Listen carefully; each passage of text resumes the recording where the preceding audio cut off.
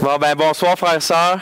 Je suis vraiment content que vous soyez là. Merci de votre patience. C'est pas trop grave. On va faire vu que c'est une étude qu'on n'est pas pressé de faire, on va faire ce qu'on va faire aujourd'hui, puis on va continuer où on va être la semaine prochaine. Fait que on n'a pas de presse là-dedans.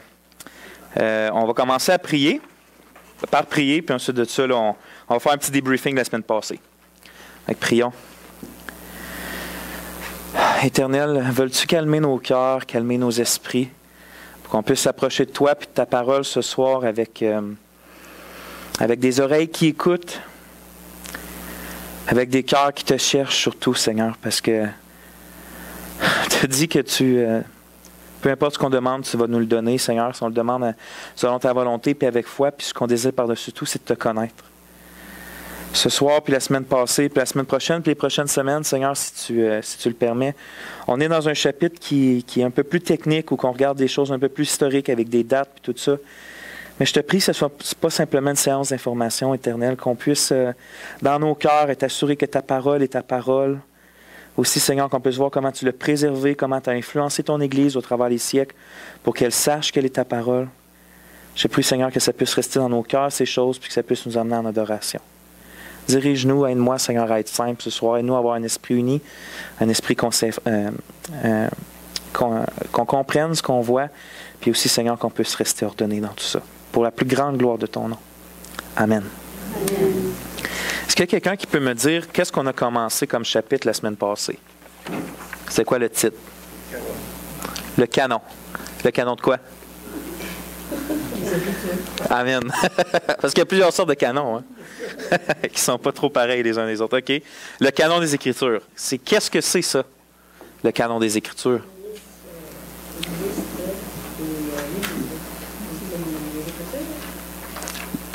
C'est très bon, oui. Une liste que contiennent les Écritures.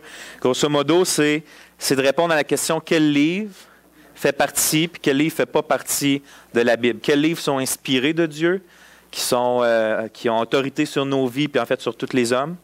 Puis quel livre qui est juste un livre normal ou un bon livre, mais qui n'est pas la parole de Dieu. C'est ça la question du canon de l'Écriture, le canon de la Bible.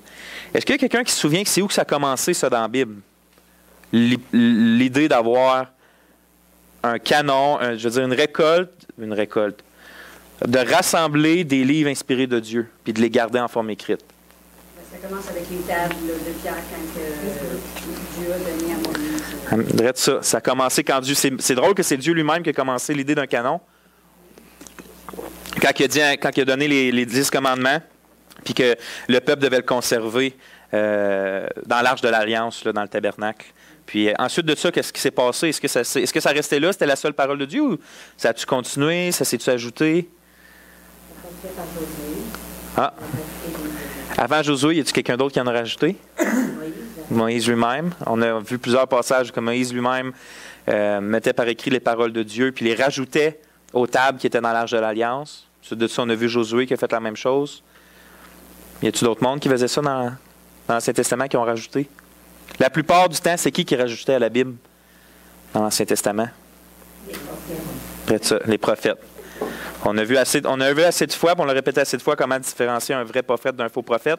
Mais c'était la plupart du temps, ça n'a pas toujours été ça, mais la plupart du temps, ça a été des prophètes officiels. D'autres fois, ça a été des rois inspirés, comme David, qui est appelé prophète, en fait, dans le Nouveau Testament même. Salomon, qui était dirigé par l'Esprit de Dieu. Donc, ça a pratiquement toujours été des prophètes, sauf quelques exceptions.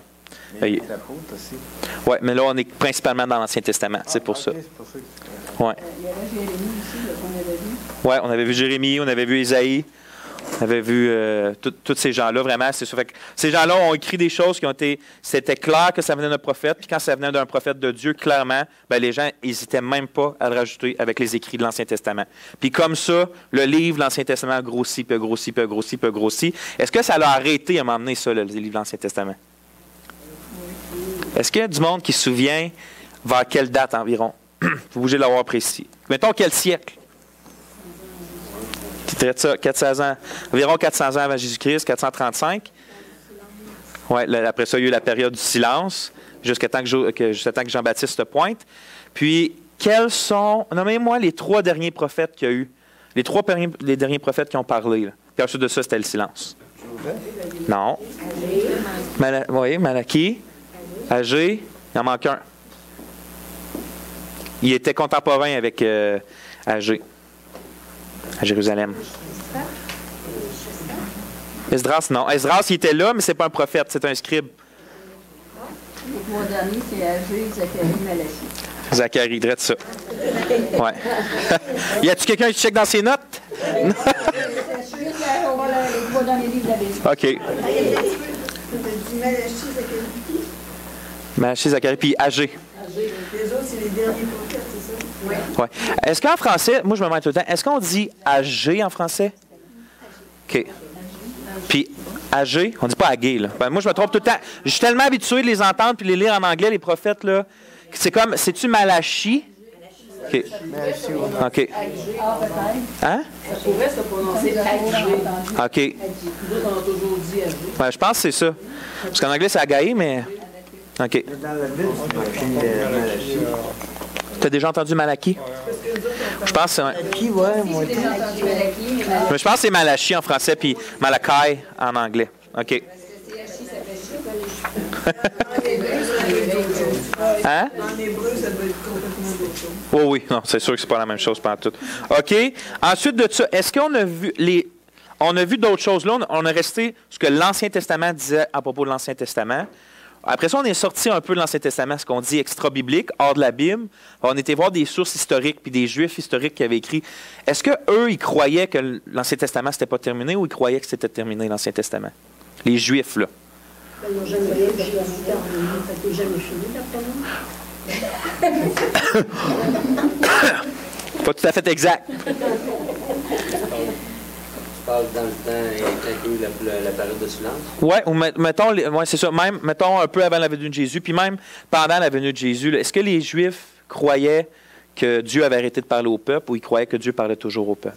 Tu avais eux autres croyants, selon les Écritures, qui pensaient justement que personne d'autre était dû à avoir écrit dans le livre de Dieu, justement, à cause. Exactement. On a vu des places où que des Juifs environ 150, 170 ans avant Jésus-Christ, pendant la période des Maccabées, vous vous souvenez, la guerre civile qu'il y avait eu, que eux-mêmes disaient, il n'y en a plus de prophètes, Dieu ne parle plus. Ou on attend jusqu'à un prophète qui, il disait, depuis que les prophètes ont arrêté de parler. Ça, c'est des Juifs de ce sens-là qui croyaient aussi que Malachie, c'était les derniers prophètes. On a vu d'autres sources. On a vu Flavius Joseph, l'historien juif du 1er siècle, qui disait la même chose. On a vu des textes de la secte juive qui étaient dans le coin de Qumran, puis tout ça, qui écrivaient tout ça, qu'eux autres aussi, ils attendaient le Messie, mais ils savaient qu'ils n'avaient plus de parole de Dieu. Fait que eux, l'Ancien Testament était terminé. Fait qu'on a vu que l'Ancien Testament lui-même arrête de parler à Malachie. On a vu que les Juifs croyaient que ça avait arrêté à Malachie. Puis là, aujourd'hui, j'aimerais ça qu'on se tourne, puis c'est là qu'on va être à la page 25. On va se tourner à quel genre d'estime Jésus, puis les apôtres, puis le Nouveau Testament avaient de l'Ancien Testament. Comment eux autres, ils voient l'Ancien Testament? Est-ce qu'ils le voyaient comme ayant autorité, ou est-ce qu'ils le voyaient comme fini, pas fini? Fait qu'on va voir, c'est sûr qu'on ne pourra vraiment pas tout voir là-dessus. Je ne sais même pas si aujourd'hui, on va pouvoir finir l'Ancien Testament. J'avais ça comme idée, mais... Regarde, si on fait juste la moitié, on fait juste la moitié. Fait que c'est ça. Fait que là, on est au point A2. Est-ce que vous voyez tout à votre page 25? L'estime que Jésus et les auteurs du Nouveau Testament avaient de l'Ancien Testament. En un seul mot, l'estime et la confidence que Jésus avait envers l'Ancien Testament étaient... Quel mot vous pensez qu'il va là? Profonde, totale. C'est toutes des bonnes choses. Moi, j'ai écrit parfaite. Il y avait une parfaite confidence, une parfaite estime dans l'Ancien Testament. Il n'y avait aucun doute que c'était la parole de Dieu au complet. On va voir des exemples de ça.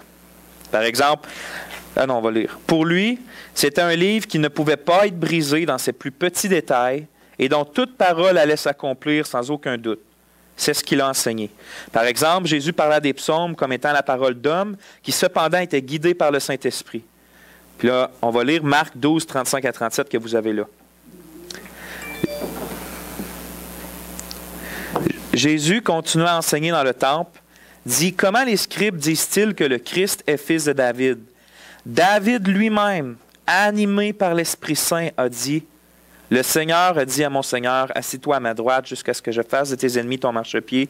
David lui-même l'appelle Seigneur, comment donc est-il son fils? On n'est pas là pour interpréter le passage, on est juste là pour voir que le Seigneur dit que c'est le Saint-Esprit qui animait David dans les psaumes. Donc, comment le Seigneur Jésus voyait les psaumes?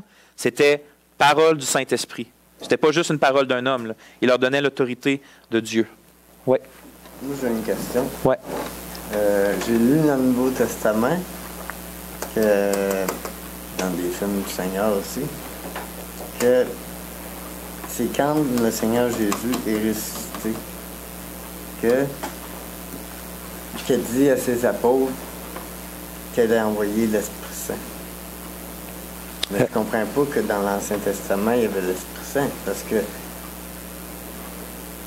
le Seigneur Jésus, il a dit aussi que je suis venu ici pour faire la paix entre le Père et les hommes.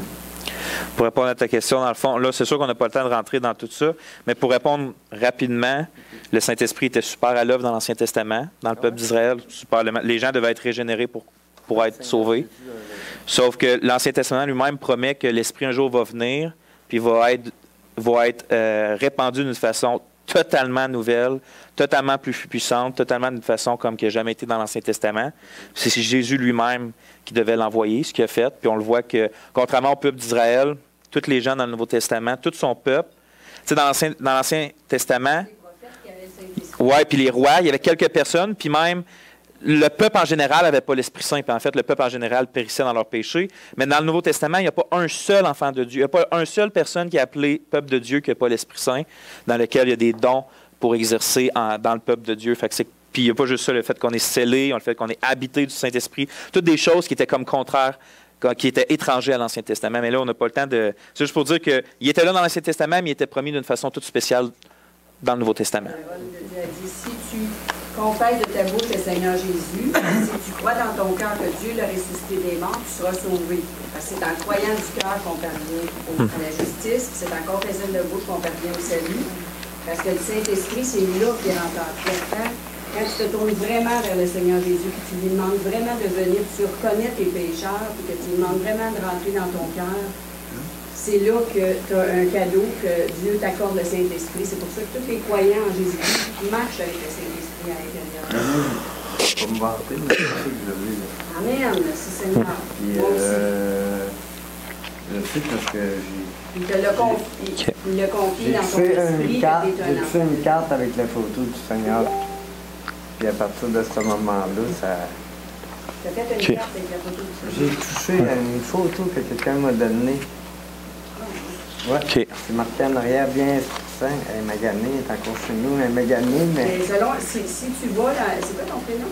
La mort. Bernard, c'est parce que si tu suis ce que la parole de Dieu a dit, tu sais, il y a plein de beaux versets là, qui pourraient te confirmer que c'est la façon de croire, de recevoir l'Esprit Saint. Et on va continuer. Après le verset, on voit que Jésus, il croyait que, David il parlait par l'Esprit Saint.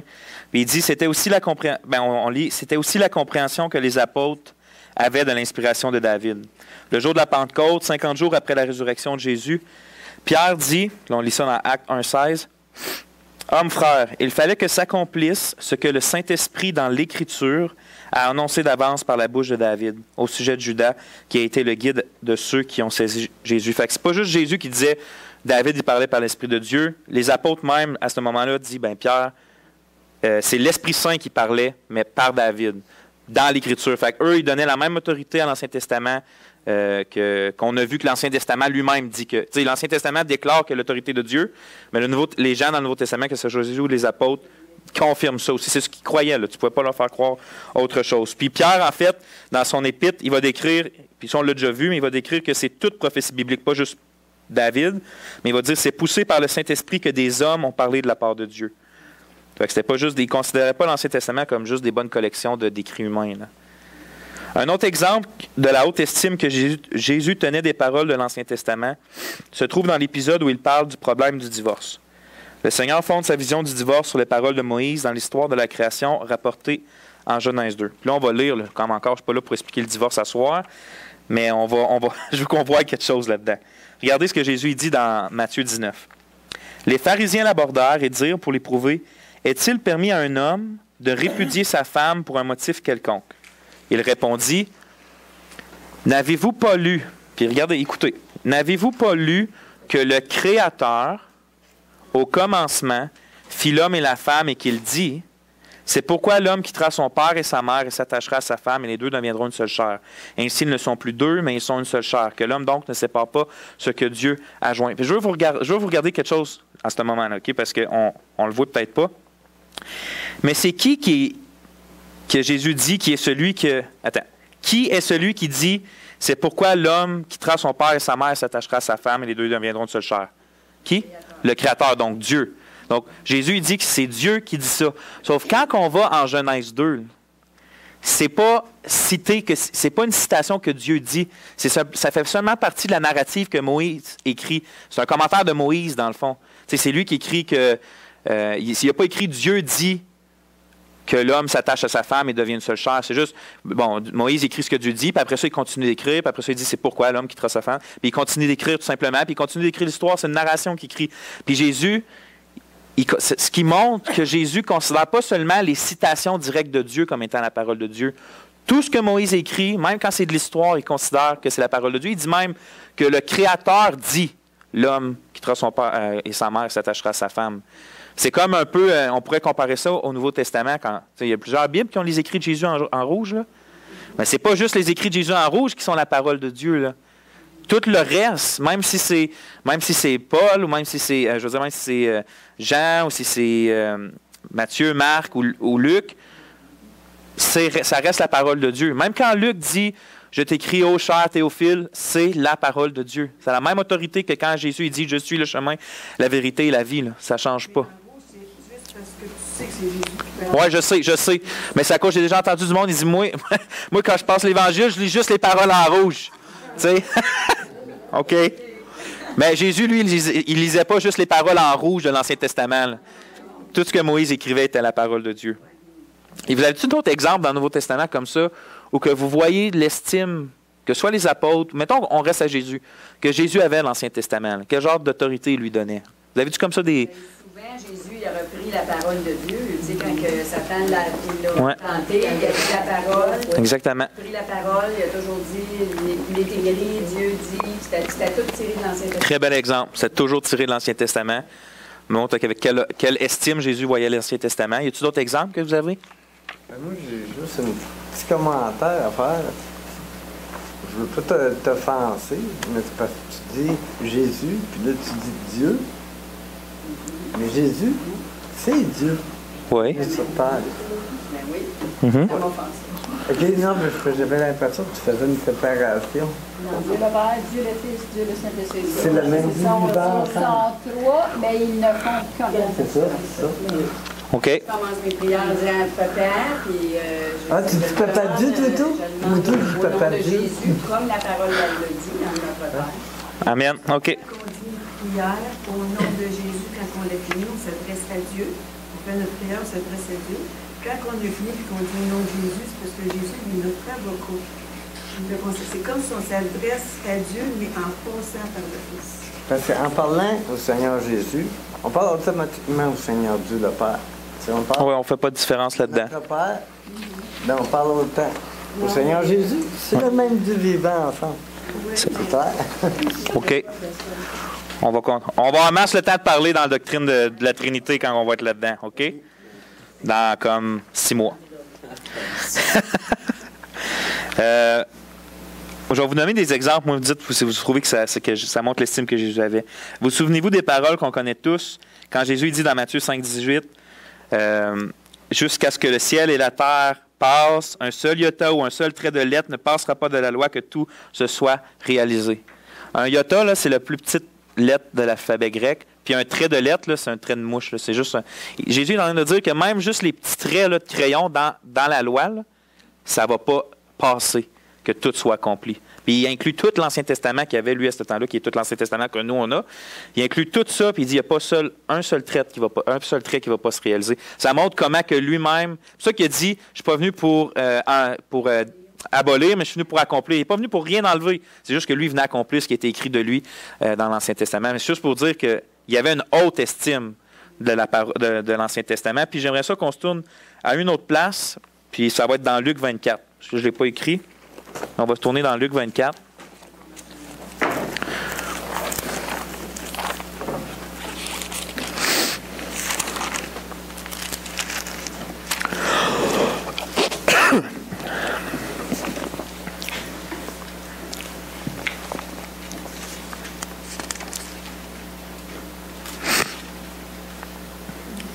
Au verset 25.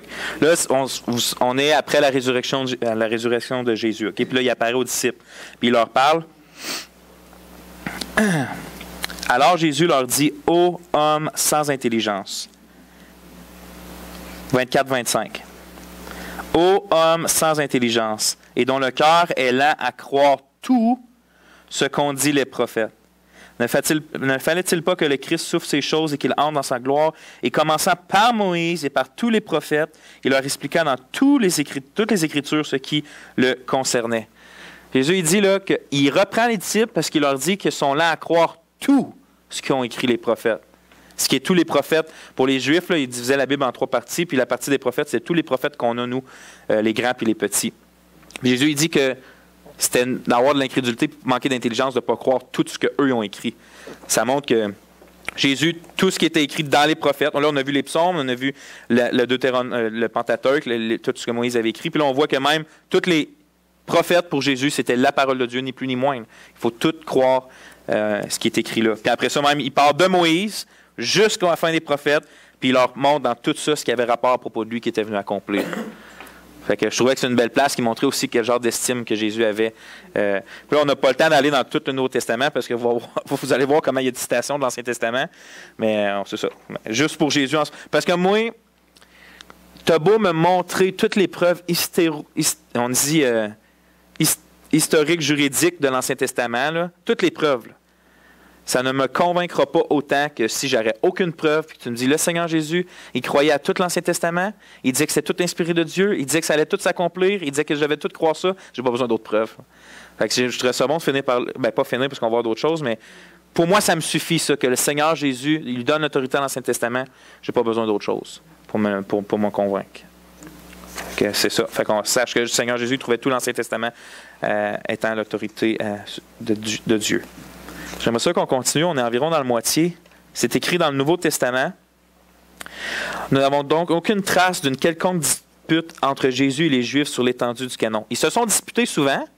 Jésus les aurait pris souvent, mais jamais sur ce que contient l'Ancien Testament ou ce que ne contient pas l'Ancien Testament. Vous pouvez être sûr que si les Juifs auraient cru un livre de l'Ancien Testament qui était la parole de Dieu puis qui ne l'aurait pas été, Jésus leur aurait dit. Là. Quand il a repris un certain groupe juif, parce qu'il y avait les pharisiens qui croyaient tout dur comme fer, ce qui est écrit dans la Bible, puis vous aviez plus les Sadducéens qu'eux, ils gardaient ce que Moïse avait écrit.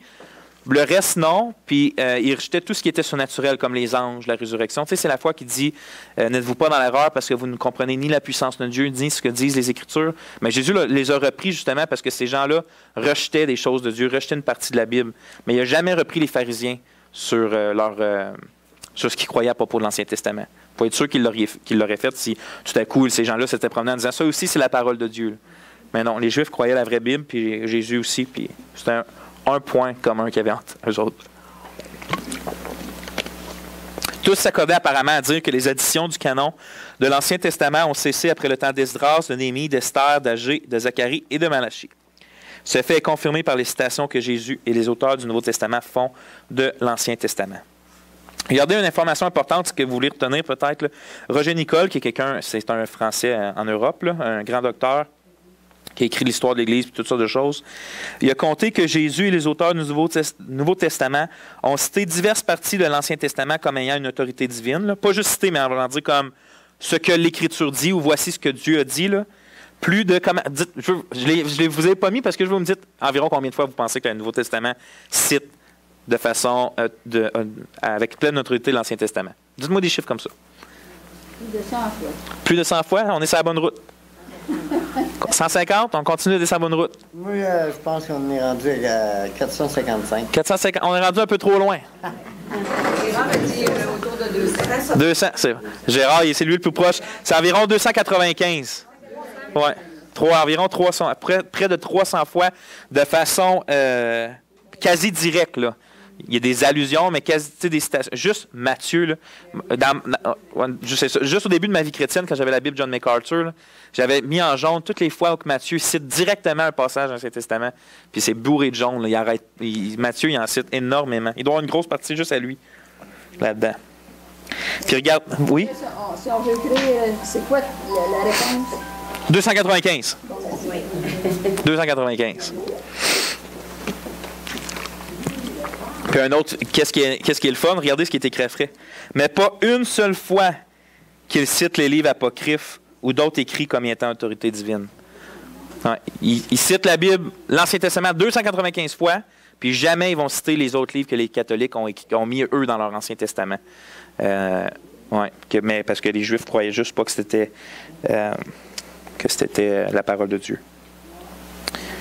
J'aimerais ça attendre Louis, je sais pas si ça va parler longtemps. Là.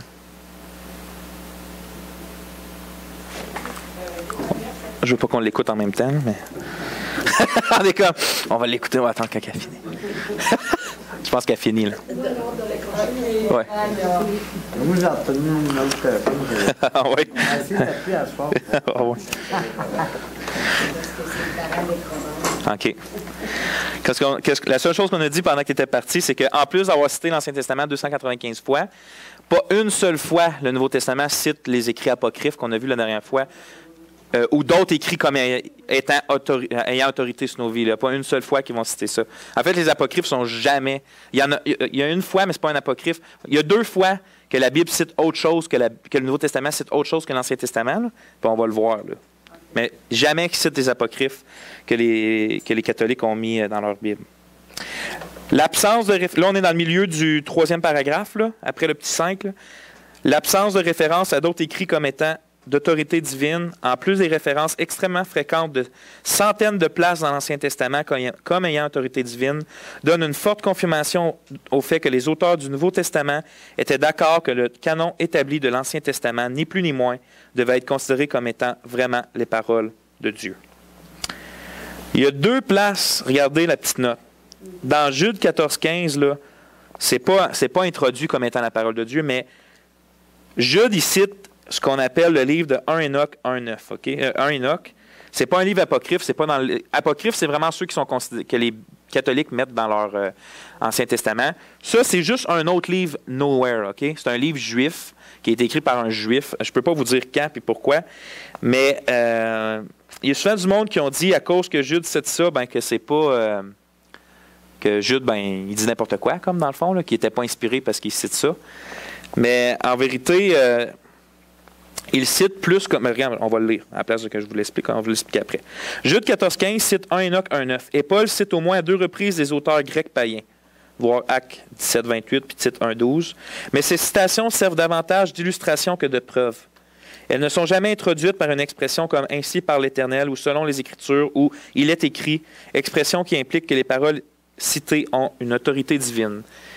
Il est à noter que ni 1 Enoch, ni les auteurs cités par Paul ne font partie des apocryphes. Aucun livre apocryphe n'est mentionné dans le Nouveau Testament. Tu sais que Paul, des fois, ça lui arrivait de citer un poète grec, mettons à Corinthe ou des choses comme ça. Puis regardez, même votre prophète dit ça. Mais il n'est pas en train de dire que le prophète est inspiré de Dieu. Il l'appelait leur prophète, là, mais c'était un poète. Là. Il dit, même votre prophète dit que vous êtes un peuple méchant, puis tout ça. Genre. Il n'est pas en train de dire que lui, quand il a écrit ça, c'était la parole de Dieu qui sortait de sa bouche. Il fait juste dire que il fait juste l'utiliser comme une illustration pour montrer son point. Puis Jude, il fait la même chose avec le livre d'Enoch. Les Juifs avaient dans leur écrit quelque chose, puis Jude, dans son argumentation, il s'en sert pour leur montrer son point. Mais c'est comme si moi, là, je parlerais à des philosophes, mettons, puis j'essaierais de les évangéliser, puis ça m'arrive. Au FMU, ça m'est arrivé. Puis je leur cite un de leurs philosophes pour montrer que, regarde, même ton philosophe dit qu'il doit avoir une vérité, mettons, absolue. Juste pour comme les faire réfléchir. Mais je ne suis pas en train de dire que son philosophe, là, c'est un prophète puis que je dois l'écouter. Là. Fait que quand Paul cite, ou quand Jude cite autre chose que l'Ancien Testament, en fait, c'est arrivé 3 fois, là, c'est juste à titre d'illustration. Vous comprenez? Il n'a pas dit « Voici ce que dit Dieu par la bouche d'Enoch. » Est-ce que ça vous va? Oui. OK.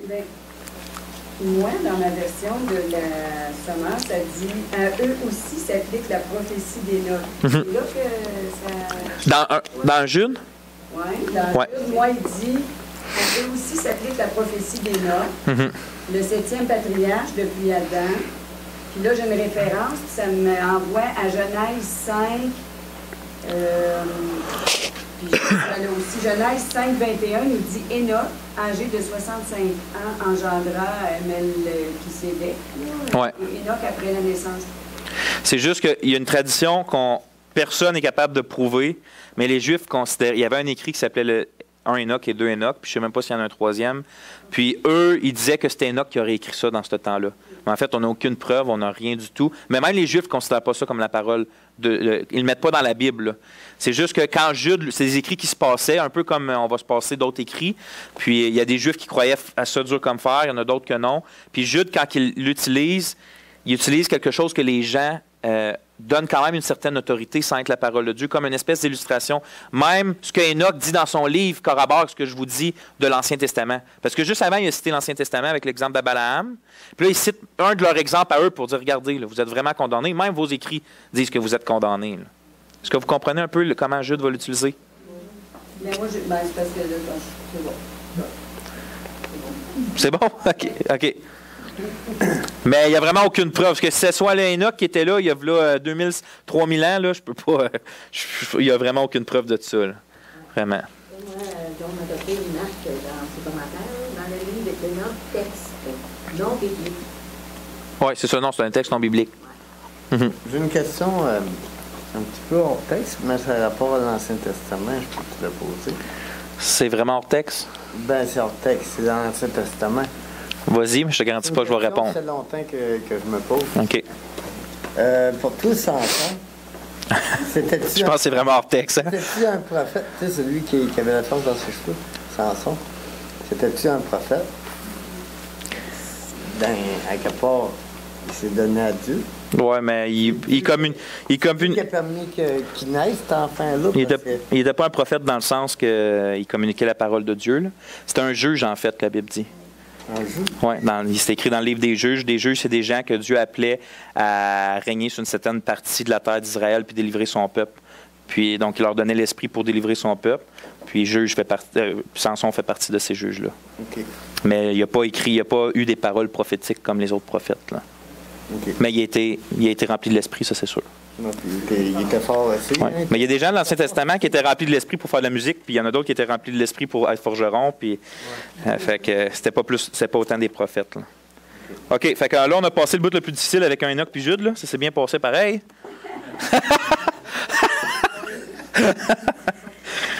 Ouais, OK.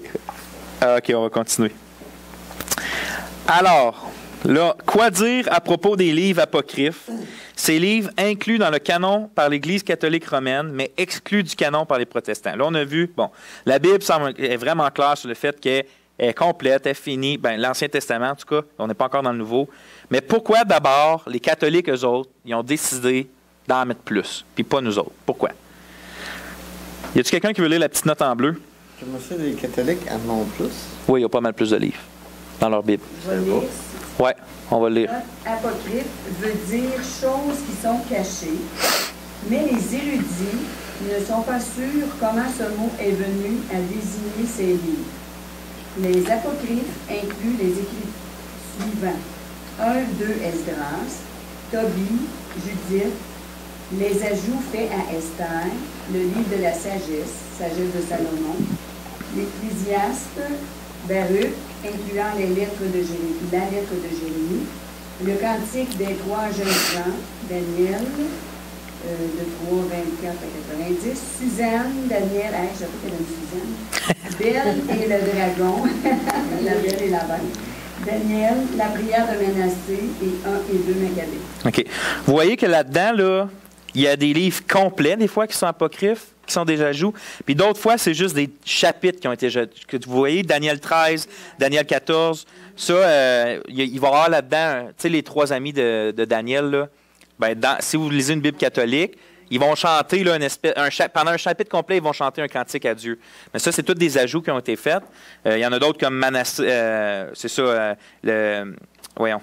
les ajouts faits à Esther, des choses comme ça. C'est tous des ajouts. Des fois, c'est des ajouts des fois, de chapitres, des fois, c'est des ajouts de livres complets. Mais là, je vous les ai nommés, mais ici, j'en ai une Bible catholique, la Bible de Jérusalem.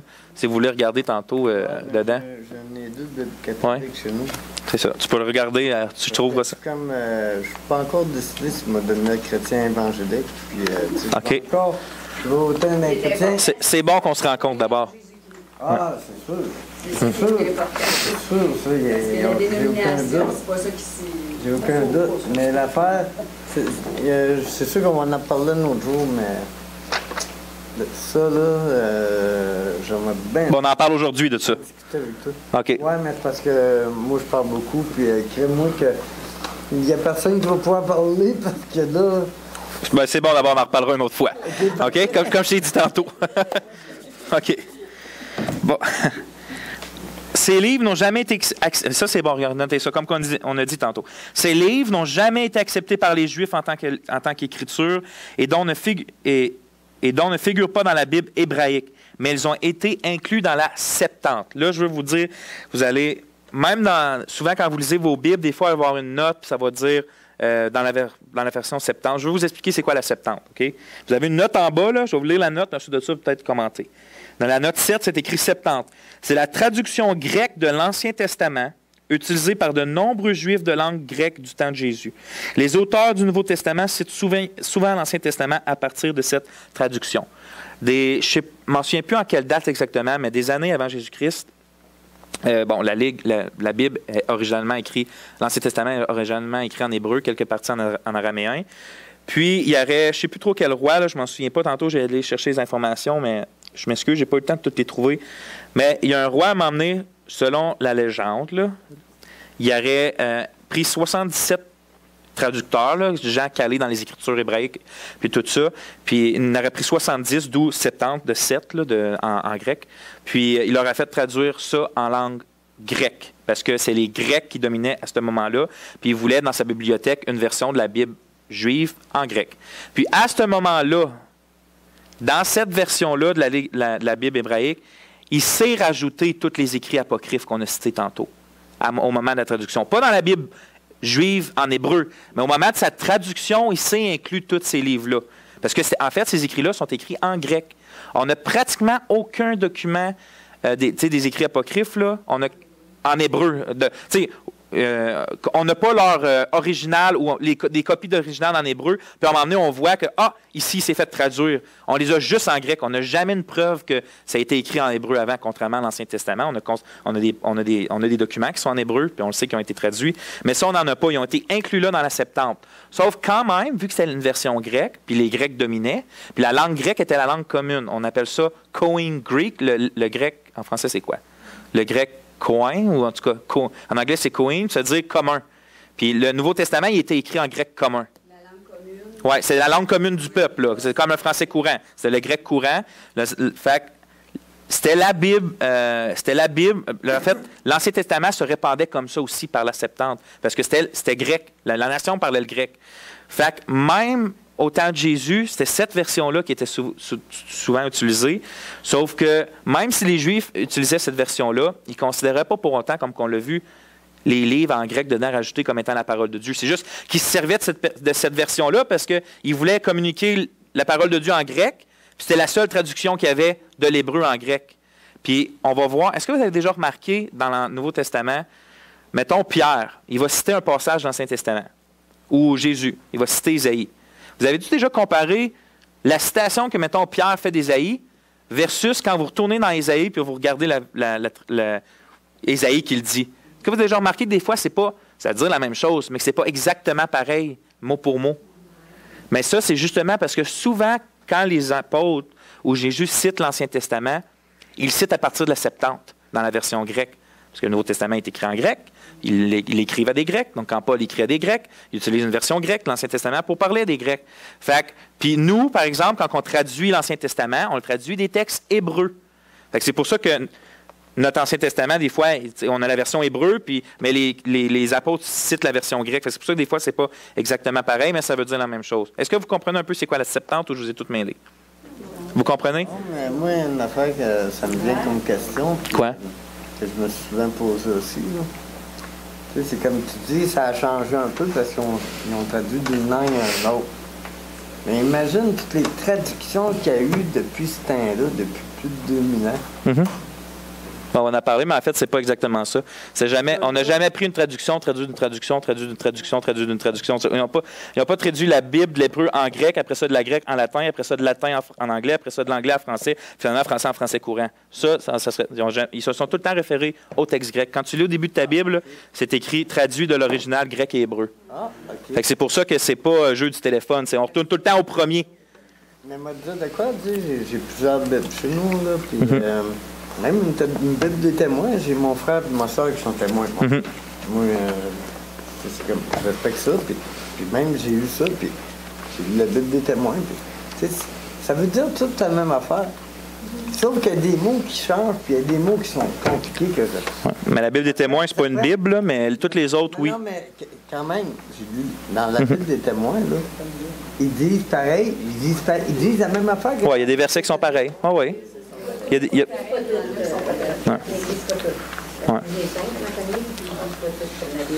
Non, ça, on le sait. Il y a des ajouts, là, puis il y a des enlèvements, mais il y a des versets qui sont pareils. Oui, il y en a beaucoup de versets qui sont pareils. Parce que j'ai vraiment comparé, j'ai vraiment cherché parce que ma soeur et mon frère, c'est vraiment des bonnes personnes. On va continuer où qu'on est aujourd'hui, OK? Fait que vous n'avez pas mêlé avec la Septante, c'est la traduction grecque de l'Ancien Testament. C'est la version que les apôtres utilisaient. Bon, c'est ça. C'est bon à savoir parce que c'est là qu'on comprend. On va comprendre tantôt pourquoi que les apocryphes se sont répandus dans l'Église à un moment donné. Là. C'était la version... Il était inclus dans la Septante, ceux-là. Au début de l'histoire de l'Église, les opinions divergeaient quant à savoir s'ils faisaient partie ou non de la Bible, en parlant des apocryphes. En fait, les premiers témoignages chrétiens s'opposent clairement à l'idée de considérer les apocryphes comme faisant partie de l'Écriture. Mais leur utilisation a graduellement augmenté dans quelques parties de l'Église jusqu'au temps de la Réforme. Le fait que ces livres ont été inclus par Jérôme dans sa traduction latine de la Bible, là, Jérôme, c'est... je pensais que je l'avais écrit, je n'ai pas imprimé la bonne affaire. Vous l'avez-tu, vous autres, dans vos notes? Oui, c'est marqué la Vulgate, c'est marqué ici Jérôme, le 8. OK, ouais, c'est juste que je l'ai mis plus bas. OK. OK, on va continuer d'abord. Le fait que ces livres ont été inclus par Jérôme dans sa traduction latine de la Bible, la Vulgate, OK, je vais vous arrêter, je vais démêler ça. Jérôme, c'est un moine né environ 347, OK? En 347. Puis lui, il a traduit la Bible de l'hébreu jusqu'en latin, qui était la langue commune de ce temps-là. Puis, quand que lui a traduit ça, lui aussi a inclus les apocryphes dedans. OK? Puis c'est juste que c'est pas n'importe qui pourrait traduire. Lui, il l'a traduit, puis lui, il a inclus les apocryphes. Mais cette Bible-là, la Vulgate, là, est devenue la Bible la plus populaire. Comme l'Ancien Testament était populaire par la Septante, quand lui, il l'a traduit en latin, il a aussi inclus les apocryphes dedans. Sauf, regardez ce qui est écrit après. Lui-même disait qu'ils n'étaient pas des livres du canon, entre guillemets, mais seulement des livres de l'Église, utiles pour les croyants. Fait que lui-même, il savait que c'était pas, il ne considérait pas comme la parole de Dieu, mais il a décidé, moi je trouve que c'est pas bien, mais lui, où qu'il était dans sa vie là, il a décidé de mettre les livres dedans, puis de dire, d'écrire un commentaire, regardez, c'est pas la parole de Dieu, mais c'est utile pour l'Église. C'est des bons livres là, à considérer comme. Fait que vous pouvez comprendre que la Vulgate s'est répandue, le monde latin comprenait. Non, je n'irai pas me coucher tout de suite, cellulaire. Ouais, ça dit aller au lit. Donc, ça s'est répandu, ça aussi, dans le monde latin, le monde de Rome, où vous savez où on s'en va. Ça a commencé à se répandre, les livres apocryphes. C'est pour ça que j'ai écrit la large diffusion et l'utilisation de la Vulgate latine dans les siècles qui ont suivi a garanti leur continuelle accessibilité et leur notoriété. Mais l'absence d'originaux en hébreu derrière la plupart d'entre eux, leur exclusion du canon juif, en plus du fait qu'ils ne sont jamais cités dans le Nouveau Testament, a conduit plusieurs à avoir un regard suspicieux sur ces livres ou de carrément rejeter leur autorité. Nous allons avoir des exemples de gens qui, justement, doutaient de leur autorité. Par exemple, la liste chrétienne la plus ancienne. Quand on recule dans l'histoire... Il y a du monde qui fait le saut.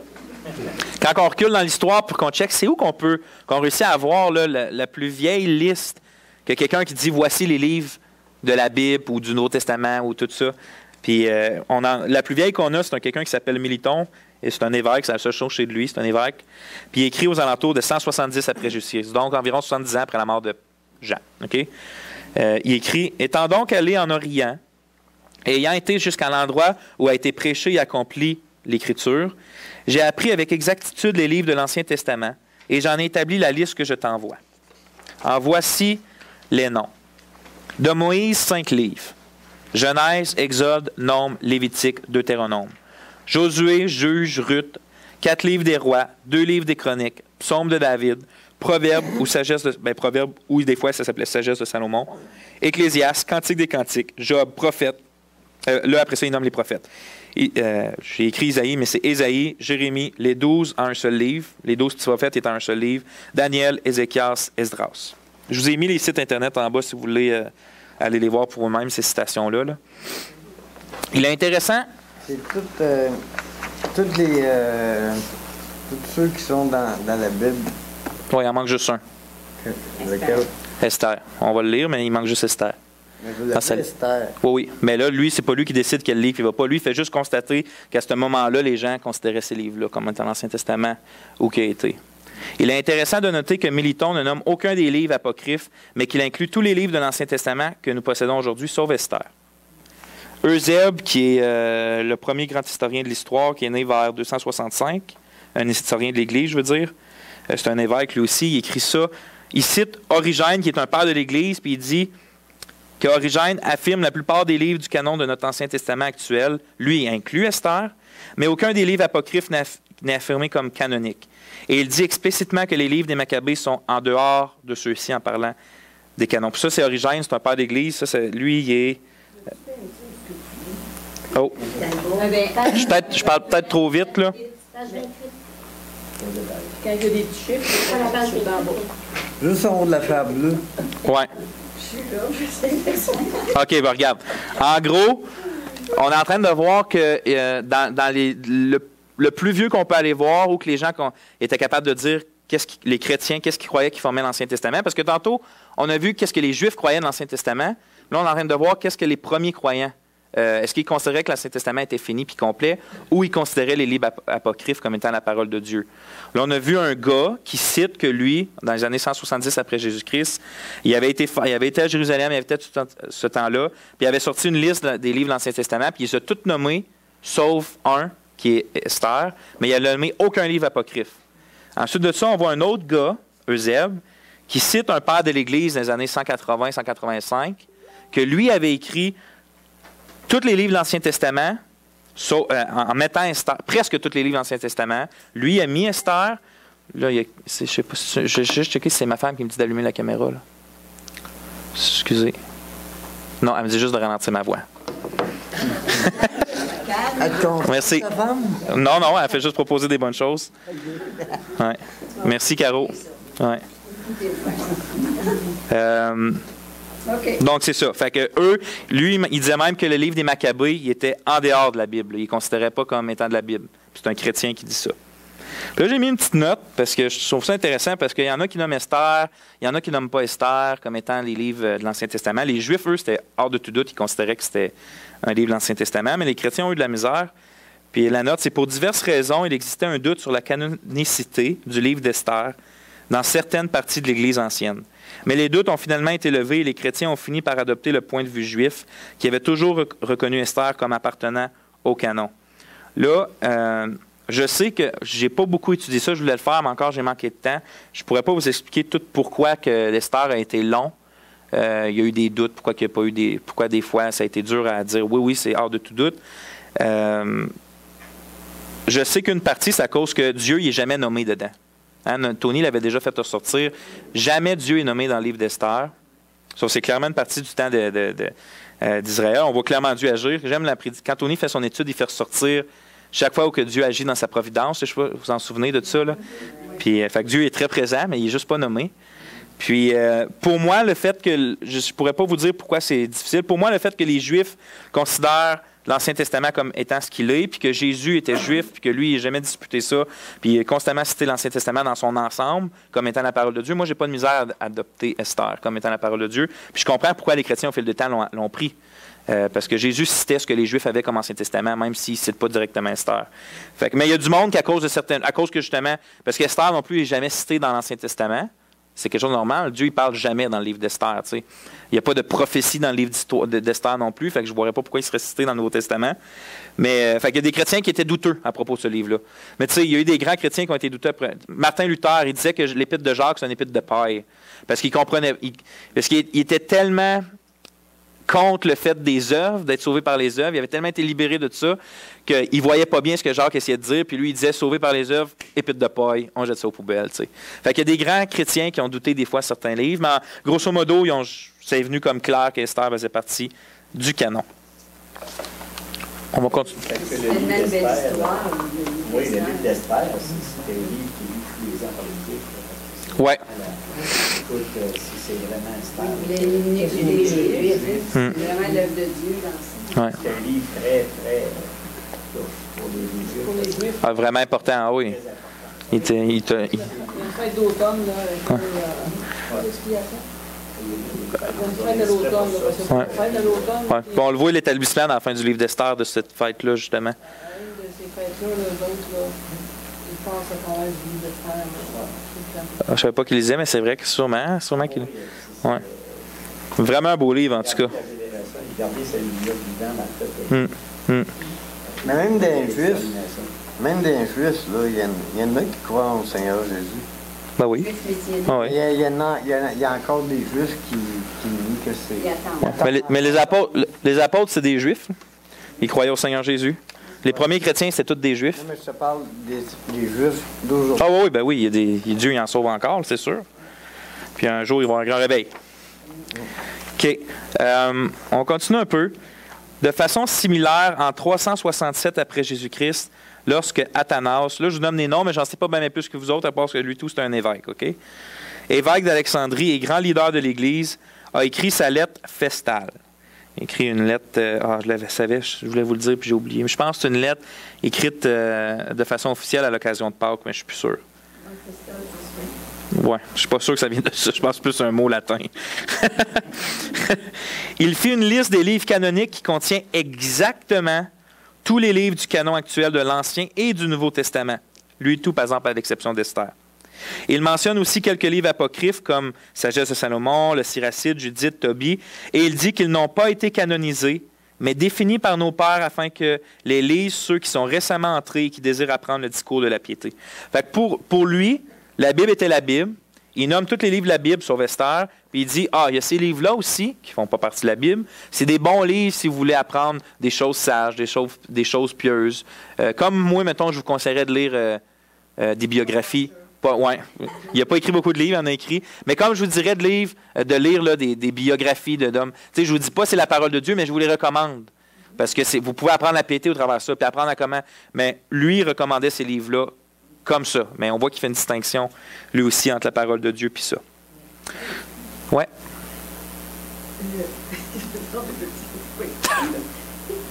Quand c'est marqué, ils n'ont pas été canonisés, ça veut dire que je me trompe complètement quand je donne l'explication que le pape, c'est lui qui décide qui est canonisé.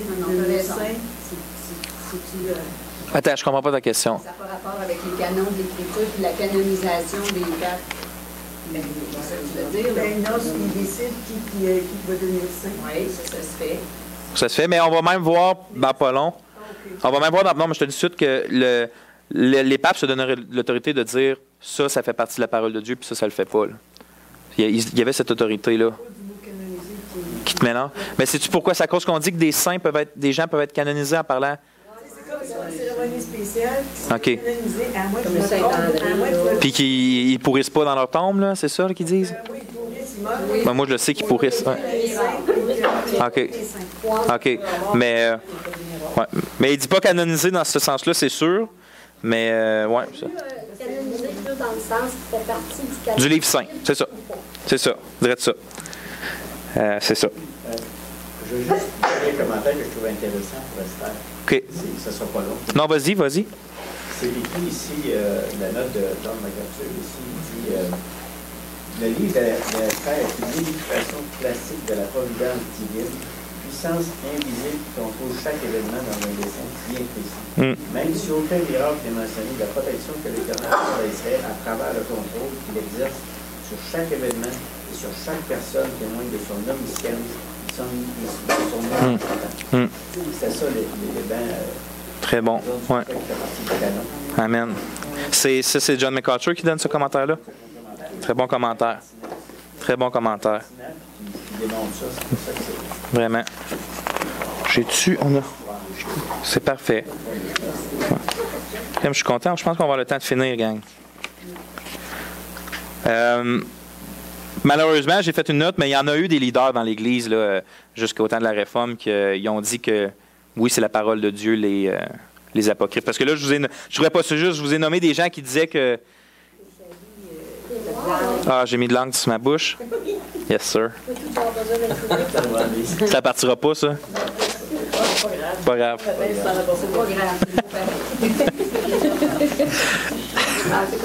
Caro a ri, là. Ouais.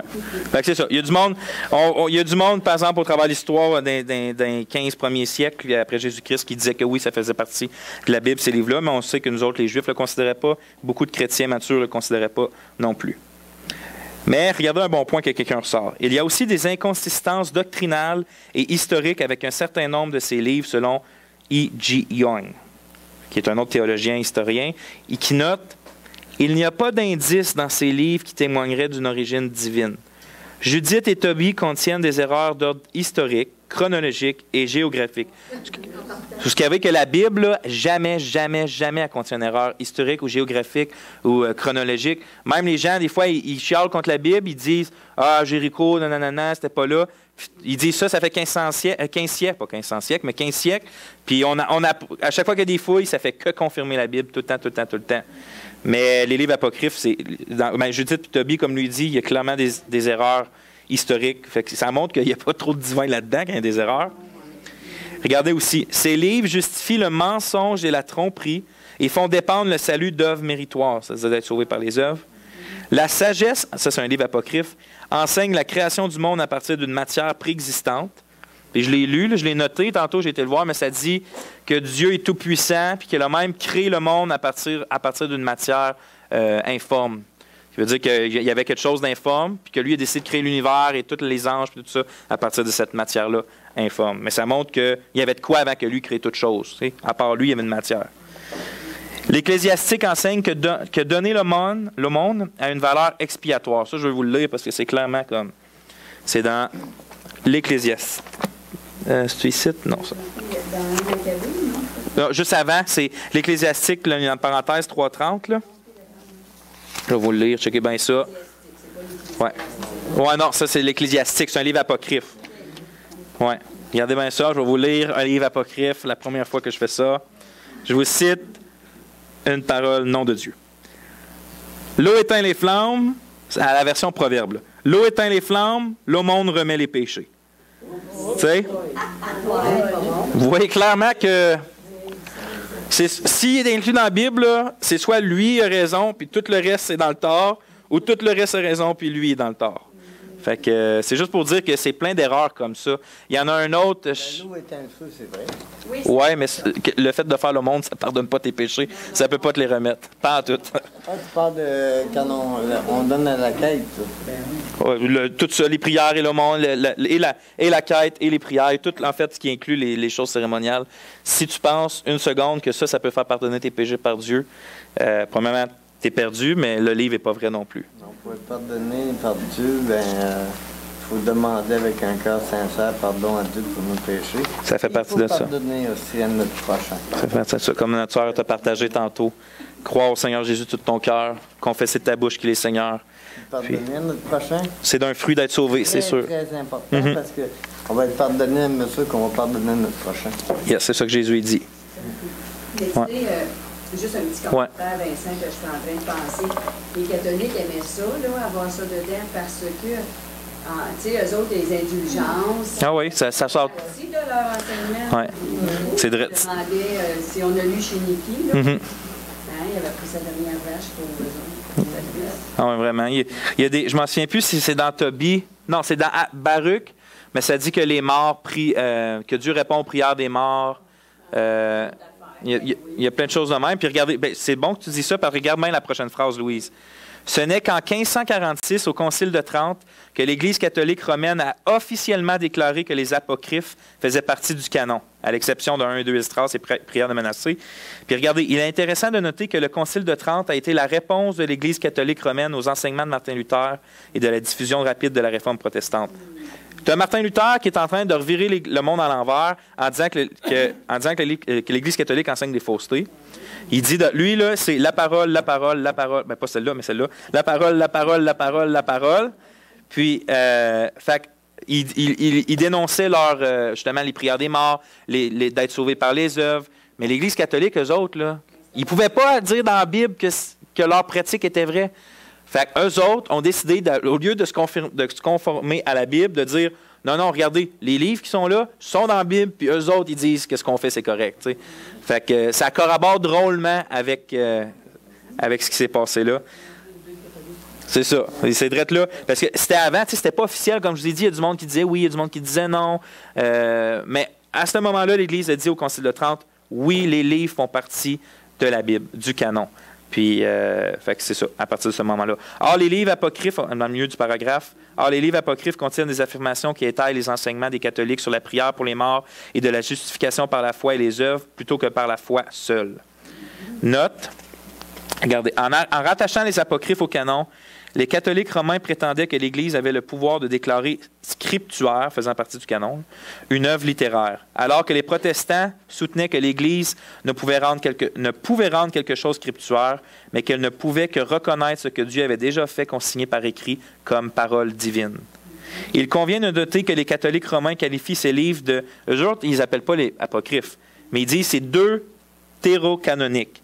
Plutôt qu'apocryphe, ce qui signifie pour eux ajouter plus tard au canon, parce que le préfixe deutéro, ça signifie second. Fait que pour eux, ils disent pas c'est apocryphe, ils disent c'est le mot là, canonique, parce que c'est un deuxième canon, c'est second, c'est arrivé après, mais ça fait partie du canon. Puis ça, c'est le pape et leur gang à ce moment-là qui l'ont décidé. Ah oui, vraiment. Là, même, il va faire n'importe quoi pour soutenir ces fausses idées là. Ouais. Les personnes qui sont attaquées quand on parle catholique, toutes les religions du monde entier menacent la condamnation. Parce qu'ils cherchent à gagner. Ah oui. C'est pas une église catholique. Mais non, il y a juste le christianisme qui... Ils condamnent la religion en se servant des baptisés. Ah oui, c'est ça. Exact. J'ai à vous faire écrire. Hein. Vous n'avez pas beaucoup écrit aujourd'hui, mais là, je vais vous faire écrire. Ainsi, les apocryphes... Là, on conclut. Ainsi, les apocryphes ne devraient pas être considérés comme faisant partie de l'Écriture. 4 raisons qu'on va nommer. On résume ce qu'on a fait. OK? La première, ils ne prétendent pas pour eux-mêmes avoir la même autorité que les écrits de l'Ancien Testament.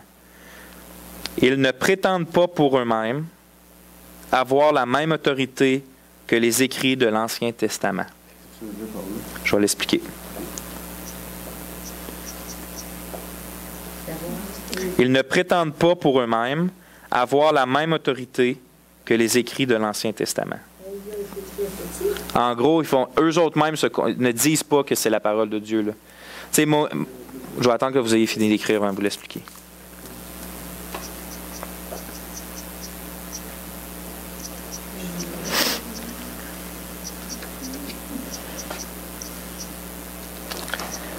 Donc, ils ne prétendent pas pour eux-mêmes avoir la même autorité que les écrits de l'Ancien Testament. Ce qui veut dire, en gros, là, c'est que le livre de Maccabée, si vous le... Oui, de l'Ancien.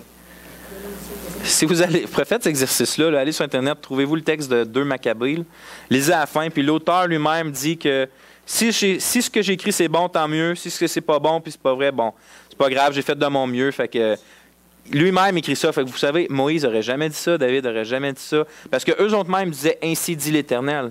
Eux-mêmes se proclament la parole de Dieu. Puis ces livres-là ne le font pas. Eux autres mêmes, ils ne se mettent pas.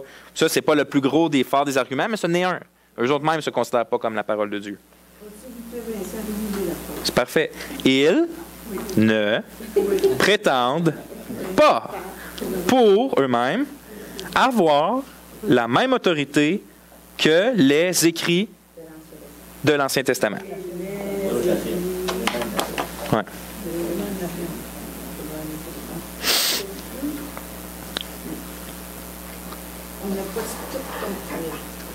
Y a-tu assez de longues lignes? J'ai guessé. Non? OK. C'est dur à voir sur l'ordi. Je suis comme, je vais mettre toute la ligne. J'ai dit pas grave, il y a des grosses marges. Ouais, OK. OK.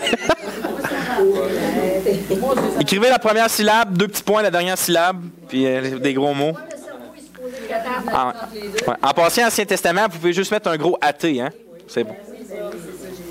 OK. OK. La deuxième. Il n'était pas considéré... Là, vous pouvez l'écrire dans vos mots, hein? Je vais vous le dire. Il n'était pas considéré par le peuple juif comme étant les paroles de Dieu, même s'ils proviennent d'eux. OK? Ça veut dire, en gros, dans mes mots à moi, c'est que c'est des écrits juifs, que les Juifs ont écrits, puis eux-mêmes ne le mettent pas dans leur Bible. Hein? Il n'était pas considéré Par les Juifs. OK, je vais vous le dire d'abord. Il n'était pas considéré par le peuple juif comme étant les paroles de Dieu. Bon, on va commencer par la première phrase.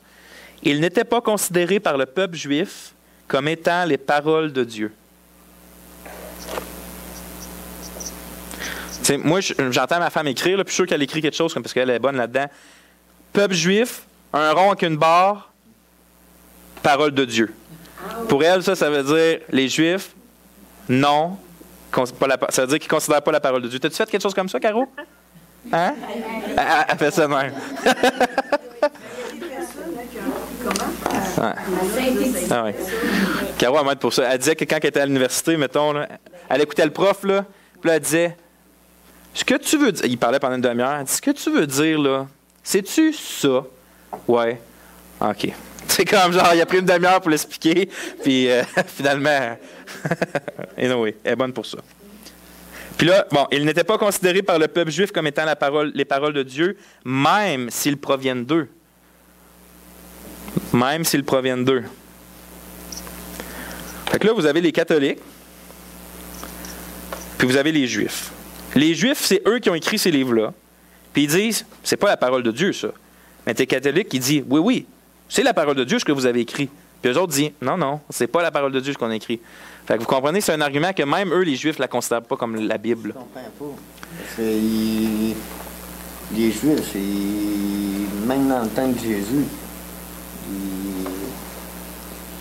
les 10 commandements, c'était bien important. Oui, mais la Bible, elle est considérée comme la Bible. Mais les écrits apocryphes, les autres choses qu'on a vues aujourd'hui, les autres livres que les catholiques rajoutent, là, que nous, les chrétiens, on ne met pas, mais les Juifs ne les mettent pas non plus. Même si, tu sais, les Juifs n'ont pas juste écrit la Bible dans la vie, là. Ils ont écrit comme nous autres plein de sortes d'autres livres, des histoires, des poèmes, des toutes sortes d'affaires. Puis ces livres-là, apocryphes, eux, ils ne les considéraient pas, autant même titre qu'un poème, ils ne les considéraient pas comme faisant la parole de Dieu, comme étant la parole de Dieu. Ils considéraient ça comme d'autres écrits, utiles, historiques, mais pas comme la parole de Dieu. Mais les catholiques, eux, sont venus dire, c'est la parole de Dieu. Comprends-tu? Mm-hmm. OK. Ça n'a pas été inspiré. Ouais. Ça n'a pas été inspiré de Dieu. C'est ça que les Juifs croyaient. Fait que, premier argument, les livres eux-mêmes ne se considèrent pas comme la parole de Dieu. Les Juifs ne les considèrent même pas comme la parole de Dieu, même si c'est eux qui les ont écrits. Le troisième argument, ils n'étaient pas considérés comme étant la parole de Dieu par Jésus et les auteurs du Nouveau Testament. Ils n'étaient pas considérés comme étant la parole de Dieu par Jésus et les auteurs du Nouveau Testament. Ça, ben, on l'a vu tantôt, c'est un des arguments qu'on a vu. 295 fois la Bible, au moins, l'Ancien Testament est cité dans le Nouveau Testament comme étant autorité, puis aucun des livres apocryphes qui est cité. Mais ça, les livres apocryphes, comme tu dis, c'est rien dans l'Ancien Testament? Oui, c'est dans le Nouveau Testament? C'est juste dans l'Ancien. Dans le Nouveau Testament, il n'y a pas d'apocryphe? Non. Les catholiques gardent juste les mêmes livres que nous autres pour le Nouveau. Ouais.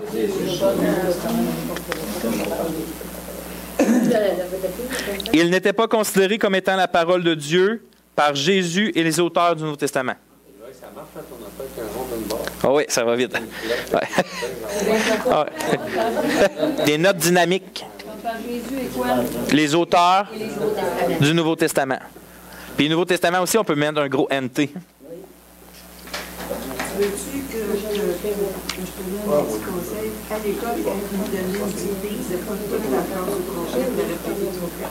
OK. Faut que tu fasses un peu... parce qu'on va OK. on va toujours te OK. répéter. Il.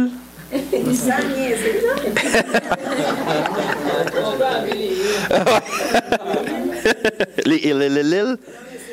Oui, je comprends.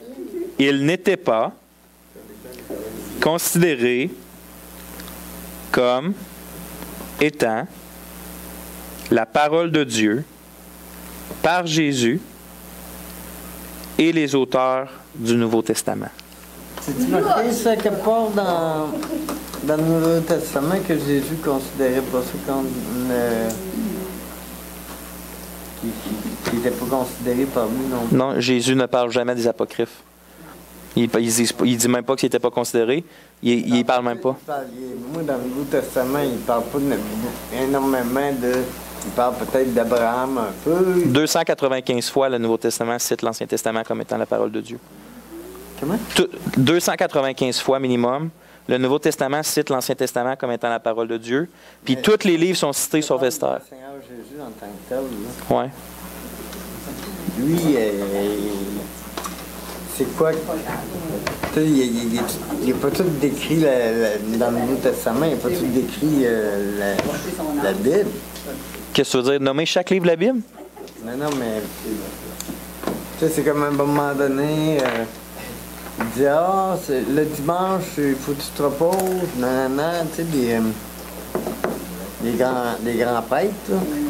Il disait ça au Seigneur, il disait, tu sais, tu voudrais pas que le monde se repose cette journée-là. Puis le Seigneur, il a dit, la journée du repos, Le sabbat? Le sabbat, oui.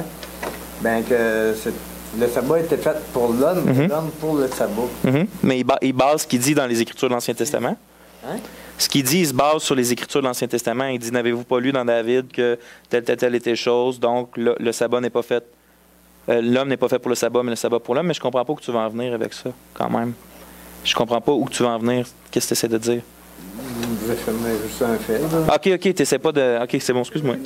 OK, c'est une réflexion? Ouais. Je pensais que c'était une question, puis je ne réussissais pas à voir quelle question tu voulais te poser. OK. OK, excuse-moi. Je pensais que c'était une question, puis j'essayais de discerner. Ouais, qu'est-ce que tu essaies de dire? OK. 4e.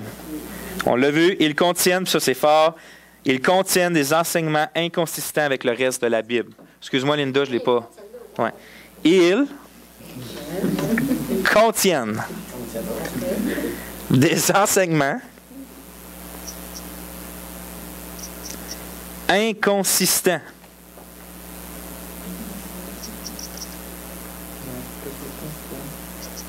avec le reste de la Bible. C'est à quoi tu me fais penser? Vas-y donc. Quand j'étais à l'école au primaire, j'étais le professeur de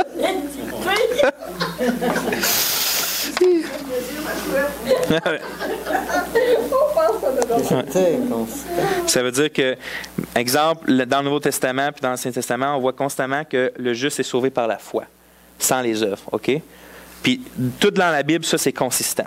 Ça veut dire que partout où tu vas voir, jamais on est sauvé d'une autre façon. Sauf que tu vois dans ces livres-là que tout d'un coup, on est sauvé par les œuvres. Oui, la foi sans les œuvres. Non, mais tu vois qu'on est sauvé pas juste avec la foi, puis les œuvres découlent de la foi. Tu vois un enseignement inconsistant, c'est-à-dire qui ne fit pas avec le reste des Écritures, quoi?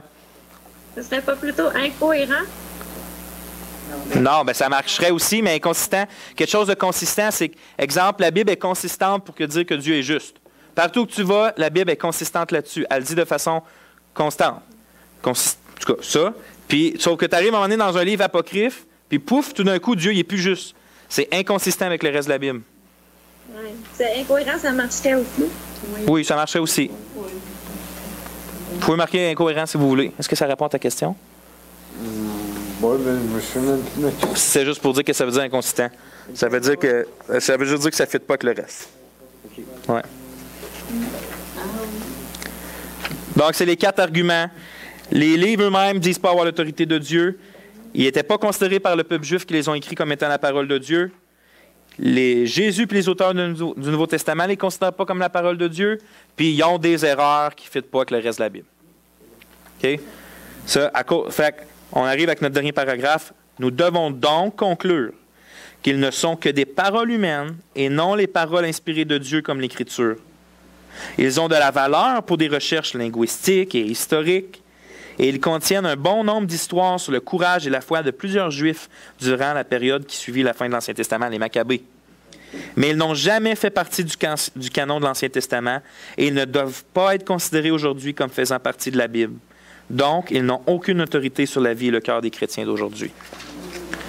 En conclusion, pour ce qui concerne le canon de l'Ancien Testament, les chrétiens aujourd'hui ne devraient avoir aucun souci qu'il y manque quelque chose ou que quelque chose qui n'est pas la parole de Dieu y a été ajouté. Amen.